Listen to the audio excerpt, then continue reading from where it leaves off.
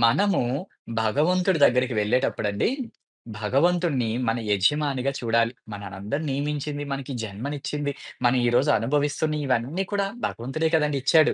మరి ఇవన్నీ మనకు అనుగ్రహించినటువంటి భగవంతుడు మన యజమాని. మరి ఆ భగవంతుడు మన యజమానిగా మనం భావించి, మనం ఆయన దగ్గరికి వెళ్ళినప్పుడు ఎప్పుడు కూడా మనం ఆయన యొక్క సేవకులుగా ఫీలవ్వాలి. నేను నా స్వామి యొక్క దాసుడిని, ఆయన యొక్క సేవకుడిని నేను అనే భావనతో భగవంతుడి దగ్గర మెలగాలి.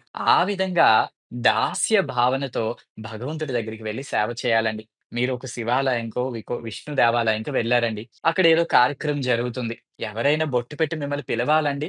వచ్చి మీరిందులో సహాయం చెయ్యండి అని చెప్పేసి ఎవ్వరు పిలవాల్సిన అవసరం లేదండి. నువ్వు నమ్మి, నువ్వు భక్తితో పూజిస్తున్న నీ స్వామి దేవాలయంలో ఒక కార్యక్రమం జరుగుతునేటప్పుడు ఎవ్వరు నిన్ను పిలవాల్సిన పని లేదు.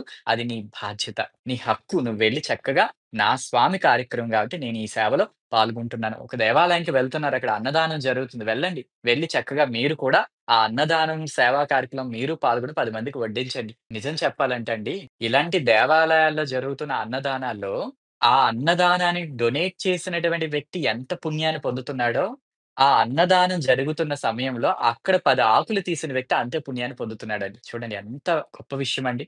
ఎవ్వరైతే 10 మంది తిన్నటువంటి విస్తర్లు తీస్తున్నారో వాళ్ళకి అద్భుతమైన మహాభాగ్యం దొరుకుతుందండి. డబ్బులు పెట్టి అన్నదానాన్ని డొనేషన్ చేసినటువంటి వ్యక్తి పొందేటువంటి పుణ్యం కంటే, కనీసం ఆ బంతిలో 4, 5 ఆకులు తీసినటువంటి వ్యక్తి పొందేటువంటి పుణ్యమే ఎక్కువ.